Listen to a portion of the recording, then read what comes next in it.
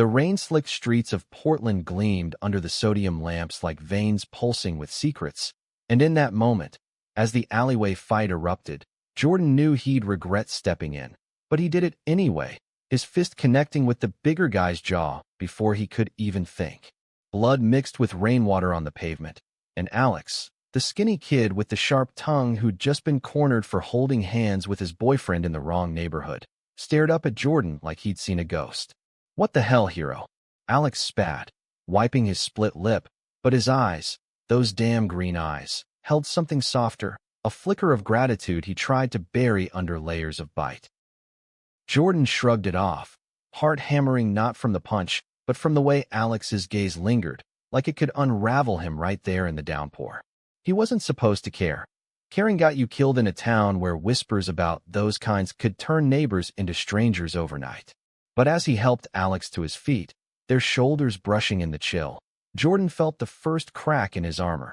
The kind that whispered this wasn't just another random act of defiance against the world's casual cruelties. By morning, the bruise on Jordan's knuckles throbbed like a bad omen, but the real ache was in his chest, replaying the night. The slurs echoing off brick walls, Alex's boyfriend, some guy named Riley, cowering behind a dumpster until it was over, then bolting without a word. Jordan had driven Alex home in his beat-up Ford pickup, the radio crackling with some indie folk tune about lost chances, and the silence between them had been thicker than the fog rolling in from the Willamette River. "You didn't have to do that," Alex had muttered, staring out the window at the blurred neon signs of dive bars and coffee shops. "Guys like you usually cross the street. Guys like me." Jordan had shot back, gripping the wheel tighter, the sarcasm slipping out like a reflex because honesty felt too exposed. "You mean tall, brooding types who secretly knit scarves for orphaned kittens? Yeah, we're a dime a dozen." Alex had laughed then, a real one, sharp and unexpected, cutting through the tension like sunlight through clouds. It was the first time Jordan heard it, and it lodged in his throat like a promise he wasn't ready to keep. That laugh haunted Jordan through his shift at the auto shop, where grease-stained hands and engine roars drowned out everything else. Portland's east side was a patchwork of old warehouses turned lofts and hipster enclaves hiding deeper scars, places where the tech boom had priced out families like his, leaving behind a veneer of progress that fooled no one. Jordan's mom worked double shifts at the hospital, her stories of patients fighting invisible battles mirroring the ones he buried. The dad who'd bailed when Jordan was 12, the taunts in high school locker rooms that taught him to build walls higher than the Hawthorne Bridge. He wasn't out. Not to her. Not to anyone. Because pretending was safer than the fallout. But Alex? Alex was a walking billboard for not giving a damn, with his rainbow pins on every backpack strap and that effortless way he owned a room, even when it hated him back. Lunch break found Jordan nursing a coffee at a corner table in the shop's break room, scrolling through his phone to avoid thinking. A text pinged. Unknown number. "Hey, hero. Owe you a beer. Or coffee. Whatever straight dudes drink to feel less guilty." A Jordan's thumb hovered, a smirk tugging at his lips despite himself. He typed back before he could overthink it. "Make it a latte with extra foam." And sarcasm on the side. The reply came fast. "Deal. Tomorrow, 2 p.m., Powell's Books. Don't flake." Powell's was a labyrinth of new worlds stacked floor to ceiling, the scent of ink and aged paper a balm against the city's relentless gray. Jordan arrived early, pretending to browse the sci-fi aisle, his heart doing that stupid flip when he spotted Alex weaving through the crowds, tall, lanky, with a mop of chestnut curls and a faded Pearl Jam tee that screamed 90s nostalgia. Alex's eyes lit up, but he masked it with a grin. "You clean up nice when you're not playing knight in dented armor." Jordan rolled his eyes, falling into step as they wandered toward the cafe. "And you look like you just rolled out of a protest rally. What's the cause today? Saving the whales or overthrowing capitalism?" It was easy, this banter, like slipping into a well-worn jacket. Over overpriced lattes, Alex spilled about Riley, the boyfriend who'd ghosted after the fight, muttering something about not being ready for this drama. Jordan listened, nodding in all the right places, but inside he seethed, not at Riley, but at the fear that choked people silent. "Sounds like a coward," he said finally, stirring his cup too vigorously. You deserve better than someone who runs at the first sign of rain. Alex's gaze sharpened, probing. And what about you, Jordan? Got a girl tucked away, or are you the lone wolf type? The question hung, casual but loaded, and Jordan felt the familiar twist in his gut. He could lie, spin some tale about exes and bad dates, but Alex's honesty was a mirror, reflecting back his own cowardice. Nah, he said lightly. I'm allergic to commitment. Makes my sarcasm itch. Alex chuckled, but there was a shadow in it, a hint of disappointment that Jordan filed away like a splinter he couldn't pull. Weeks blurred into a rhythm. Stolen afternoons at Powell's, late-night drives along the Columbia River Gorge where the wind whipped through open windows carrying whispers of pine and possibility. Alex introduced Jordan to his circle, a tight-knit crew of misfits in a city that prided itself on inclusivity but still drew lines in the sand. There was Mia, the fierce lesbian barista with tattoos mapping her family's migration from Oaxaca, who grilled Jordan like he was auditioning for a role he didn't know he wanted.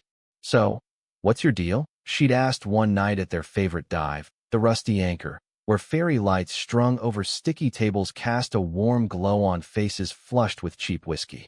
Ally? Questioning? We're just here for the free therapy sessions. Jordan had leaned back, beer bottle sweating in his hand, and fired off. I'm the comic relief. Without me, you'd all take yourselves too seriously. Laughter rippled around the table, but Mia's eyes narrowed, seeing through the deflection. Then there was Theo, Alex's best friend since middle school, a trans guy with a laugh like thunder and a knack for diffusing tension with bad puns. Theo had pulled Jordan aside one evening after a group hike in Forest Park, the city lights twinkling below like fallen stars. Alex talks about you nonstop, he'd said, voice low under the rustle of ferns. But he's scared. Last guy broke him. Called him too much after one too many sideways glances from strangers. Don't play games, man. Jordan had nodded, throat tight, the weight of unspoken truths pressing down. He wasn't playing. He was surviving. Back home, in the cramped apartment he shared with his mom, the walls seemed to close in. She'd noticed the changes, the late nights, the secretive smiles, and cornered him over microwave dinners one evening. Who's got you grinning like that, kiddo? She'd asked, her nurse's scrubs still crisp from a 12-hour shift. Jordan had shrugged, poking at his mashed potatoes. Just friends, Mom. Nothing serious. But her eyes, tired and knowing, lingered, and he wondered how long he could keep pretending before the facade crumbled. The first real fracture came at a Pride block party in the Pearl District, where rainbow flags snapped in the summer breeze and bass from food trucks thrummed through the air like a heartbeat.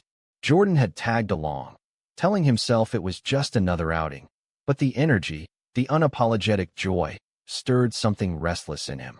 Alex was electric, dancing with Theo under strings of lights, his laughter pulling Jordan in like gravity. When a slow song filtered through the speakers, Alex turned, extending a hand. Come on, hero. One dance won't kill you. Jordan hesitated, the crowd a blur of faces that might judge, might whisper. His hand met Alex's, warm and steady, and for a moment, the world narrowed to the press of bodies and the scent of Alex's cologne, citrus, and smoke. But then Riley showed up, slinking through the throng like a bad memory, eyes glassy and desperate. Alex, we need to talk, he slurred, grabbing Alex's arm. The music faltered in Jordan's ears as Alex pulled away, face hardening. Not here, not now. We're done, Riley. It escalated fast, Riley's voice rising, accusations flying about Alex, moving on too quick with his straight savior buddy. Jordan stepped forward, sarcasm his shield. Hey, drama llama, maybe take your soap opera elsewhere? Some of us are trying to enjoy the free falafel. But Riley lunged, and Jordan blocked, the scuffle drawing stares. Alex yanked them apart, fury in his eyes. What the hell is wrong with you both? Jordan, I don't need you fighting my battles. The words landed like a slap, and Jordan recoiled, the hurt blooming hot and immediate. Fine, he snapped, voice edged with ice. Wouldn't want to cramp your style, Your Highness. He stormed off into the night, the party's glow fading behind him, leaving only the echo of Alex's shout lost in the din alone on a bench overlooking the Burnside Bridge. Jordan lit a cigarette he didn't even want, the smoke curling like regrets. He'd hidden too long, pretended too well, and now the crack had widened into a chasm. Days stretched into a cold silence, texts unanswered, the auto shop's clang a poor distraction. Jordan threw himself into work, rebuilding a carburetor with hands that shook from more than fatigue. Mia texted once, "Give him space, but don't ghost." Alex is spiraling. Jordan deleted it, the advice stinging because space was his default, his safety net. But at night, in the quiet hours when the city hummed low, he replayed the dance, the brush of fingers, the almost confession in Alex's eyes, and wondered if pretending had cost him the one real thing in years. Theo cornered him at the shop a week later, rain pattering on the tin roof like impatient fingers. "You're an idiot," Theo said without preamble, leaning against the workbench smeared with oil. "Alex thinks you bailed because you're ashamed. Of him. Of this." He gestured vaguely at the rainbow sticker on his own toolbox, a quiet declaration. Jordan wiped his hands on a rag, avoiding Theo's gaze. "It's not that simple. My life's complicated. Mom's got enough on her plate without me adding surprise. I'm queer to the menu." Theo's expression softened, but his voice stayed firm. "Life's always complicated. But hiding? That just stars you." Alex has been there. His folks disowned him at 17 for a stupid Facebook post. Took years to claw back from that pit. He's not asking you to come out with fireworks. He just wants you to show up. Jordan nodded, the words sinking in like rain into parched earth. That night, he drove to Alex's tiny studio in Southeast, the building's buzzer a lifeline in the dark. Alex opened the door in sweatpants and a threadbare hoodie, eyes red-rimmed, the sarcasm stripped away to reveal raw edges. "What do you want, Jordan?" Another round of white knight bullshit. Jordan stepped inside, the space cramped with books and vinyl records, a life in organized chaos. "I want to apologize. For the fight, for storming off. But mostly, for pretending." The words tumbled out, clumsy and true. "I'm not straight, Alex. Haven't been since I figured out boys in gym class made my stomach flip harder than girls ever did. But admitting it? That's terrifying. Especially when the world's so damn eager to prove you wrong." Alex sank onto the couch, pulling Jordan down beside him, the air thick with unsaid things.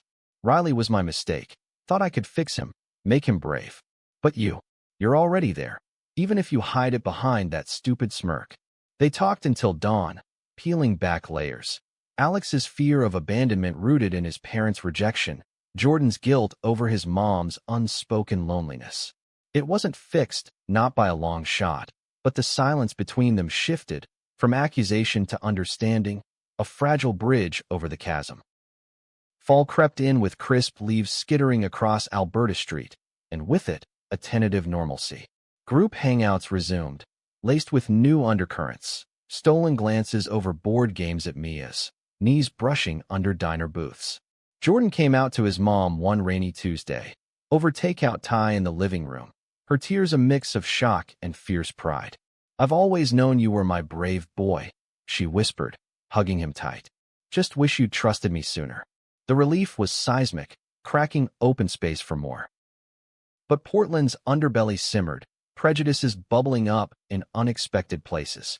At a local art gallery opening, Theo's exhibit of portraits capturing queer resilience, a cluster of older patrons muttered as Alex and Jordan arrived hand in hand for the first time, tentative but deliberate.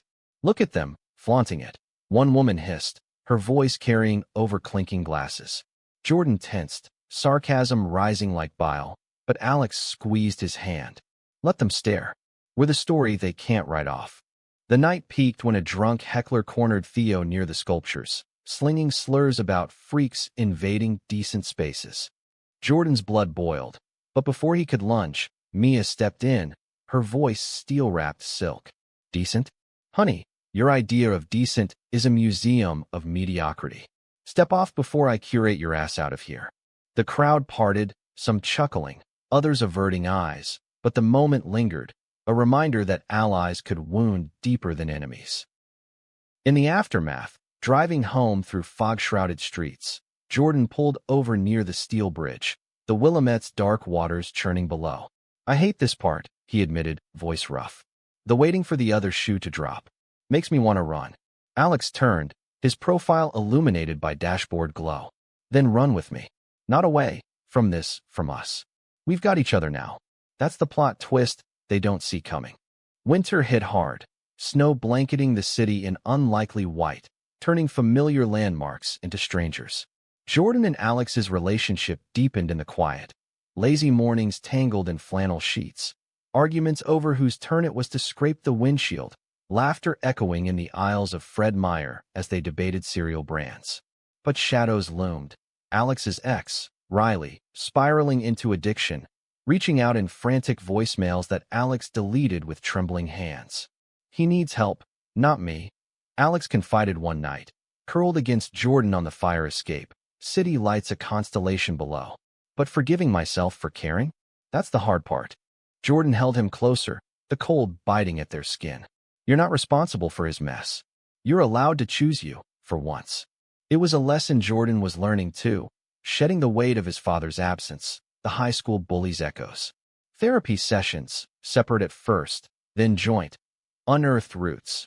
Alex's perfectionism born from conditional love, Jordan's stoicism a shield against vulnerability. Theo officiated their first commitment coffee, a goofy ritual with Mia as witness, toasting with mugs of drip brew. To sarcasm and selective indifference, Theo quipped, "May they evolve into something annoyingly affectionate." Spring thawed the ice, but unearthed old grievances. Jordan's mom, Ellen, invited them for Easter brunch, her apartment blooming with hyacinths and awkward hope. It was going well, pancakes stacked high, stories swapped, until Ellen's sister, Aunt Carla, arrived unannounced, her Bible tucked under arm like armor. A conservative holdout from rural Oregon, Carla's eyes narrowed at the easy affection between Jordan and Alex. "Ellen, you can't seriously approve of this lifestyle," she said over mimosas, voice dripping judgment. "It's against everything we were raised with." The table froze, silverware clinking to a halt. Ellen's face flushed, but she met her sister's gaze steady. "What I approve of is my son being happy. Loved. If that's a sin in your book, Carla, then your book's got more holes than Swiss cheese." Jordan's chest swelled, pride mingling with ache, but Carla wasn't done. "You're enabling delusion. Remember Uncle Ray? He tried this, and ended up alone, miserable." The barb hit Alex hardest, evoking his own family's ghosting, and he excused himself to the balcony, shoulders rigid. Jordan followed, finding him gripping the railing, breath shallow. "She's wrong," Jordan murmured, wrapping arms around him from behind. "About Ray, about us. But it still stings, doesn't it?" Alex nodded, voice thick. "Like I'm always one wrong word from losing it all again." They stood there, the city awakening below, until Ellen joined them, Carla's car peeling out in the distance. "I'm sorry," she said simply, pulling them into a hug. "Family's messy. But you're mine, both of you." It wasn't absolution, but it was a start, a fracture mending crooked but strong. Summer swelled with festivals and fireflies, the group tighter than ever. Mia started dating a non-binary artist named Kai, their romance a whirlwind of gallery openings and rooftop picnics, adding new layers to their circle. Theo's exhibit toured, drawing acclaim that humbled him into more puns. But for Jordan and Alex, the season brought a surprise, a road trip to the Oregon coast, just the two of them, funded by Alex's freelance graphic design gigs. Cannon Beach stretched golden before them, Haystack Rock a sentinel in the surf, and as they walked barefoot in the tide pools, Jordan dropped to one knee, not with a ring, but a conch shell etched with their initials. "Not forever yet," he said, grin crooked, "but a promise. To stop hiding. To show up, sarcasm and all." Alex's eyes shimmered, pulling him up into a kiss salted by sea spray. "And I'll stop pretending it doesn't matter. Because it does, you do." Waves crashed approval, the horizon endless. Yet climax brewed in autumn's amber hues. Riley resurfaced, clean but shattered, crashing a group bonfire at Tryon Creek State Park. Sober for months, he begged Alex for forgiveness, not as a lover but a friend, his story a litany of rehab regrets and family interventions. "I was scared," Riley admitted, firelight dancing on tear-streaked cheeks. "Of you, of me, of what it meant." Alex wavered, the old pull of empathy warring with self-preservation. Jordan watched, jealousy a bitter undercurrent, but he bit it back. "Your call," he whispered later, under stars pricked like promises. "I trust you." The decision tore Alex. Reconciliation is closure, not rekindling, but boundaries firm. Riley joined their circle tentatively, his presence a test of growth. Prejudices flared elsewhere. A coworker at the shop outed Jordan in a heated argument, whispers spreading like oil slicks.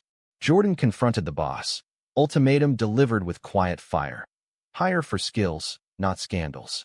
He kept his job, but the victory tasted of ash until Alex surprised him with a custom tattoo. Interlocked gears forming a heart.